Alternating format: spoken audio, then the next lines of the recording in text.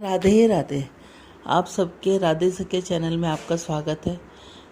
जैसे कि नवरात्रे आ गए हैं, माता रानी सबके घर पर आ गई हैं और आके सबके भंडारे भरने लग रही हैं। अब जैसे कि अब तक हमने जाना कि हमें माता रानी के लिए पूजा विधि क्या होनी चाहिए, माता रानी के 9 दिन हमें कौन से ऐसे उपाय करने चाहिए जिससे हमारे घर में सुख सौभाग्य का भंडार भरे। अब हमें माता रानी को ऐसे 9 दिनों में ऐसे कौन से 9 भोग प्रदान करने चाहिए जिससे हमारे घर में सुख समृद्धि का वास हो और माता रानी प्रसन्न हो और माता रानी हमारी हर इच्छा पूरी करे। बोलो अम्बे मात की जय। जैसा कि पहले दिन नवरात्रि का नाम है शैलपुत्री। जैसा कि इसका नाम है, माता रानी ने पर्वतराज हिमालय के घर में पार्वती बन जन्म लिया था।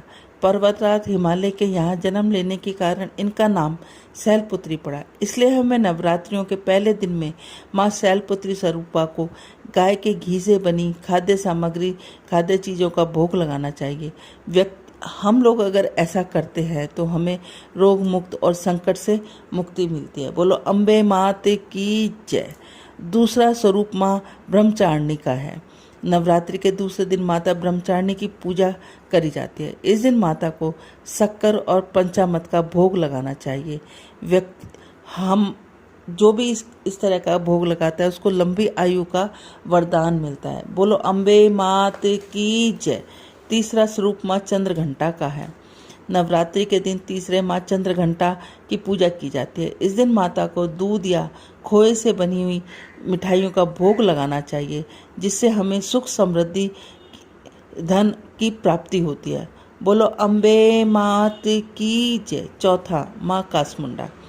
चौथे दिन माँ कासमुंडा की पूजा करी जाती है। इस दिन माँ को मालपुए का भोग लगाने और दान देने से व्यक्ति की बुद्धि का विकास होता है और साथ साथ उसकी निर्णय क्षमता का भी अच्छी मानी जाती है। अब यहाँ पर आपको इस बात का होगा कि नवरात्रों के दिनों में हम मालपुए का भोग कैसे लगा सकते हैं। बिल्कुल लगा सकते हैं।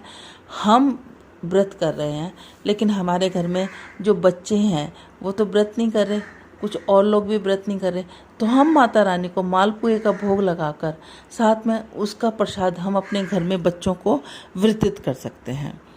अब पांचवा स्वरूप माँ स्कंद माता का है।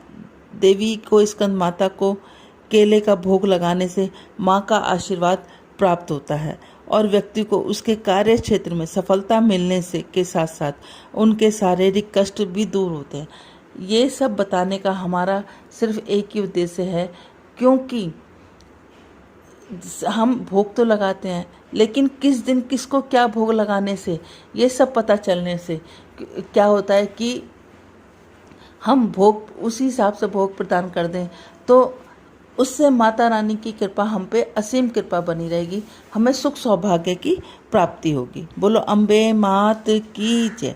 माँ कात्यायनी को मीठे पान का भोग लगाया जाता है। छठे दिन माँ कात्यायनी की पूजा की जाती है। और माँ कात्यायनी को मीठे पान बहुत पसंद है, इसलिए मीठे पान का भोग लगाकर उनको आसानी से प्रसन्न किया जा सकता है। मीठे पान का चांदी में वर्क लगाकर अगर हम भोग लगाते हैं तो सौंदर्य का वरदान प्राप्त होता है। इसके अलावा घर में सदैव सकारात्मक का माहौल बना रहता है। बोलो अम्बे मात की जय।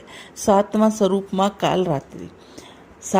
नवरात्रि के 7वें दिन माँ कालरात्रि देवी को गुड़ से बनी चीज़ों का भोग लगाने से व्यक्ति को हर तरह के रोगों से बचाव मिलता है। इसलिए हमें माँ को गुड़ का भोग या गुड़ की बनी हुई चीज़ों की या मिठाइयों का भोग अवश्य लगाना चाहिए।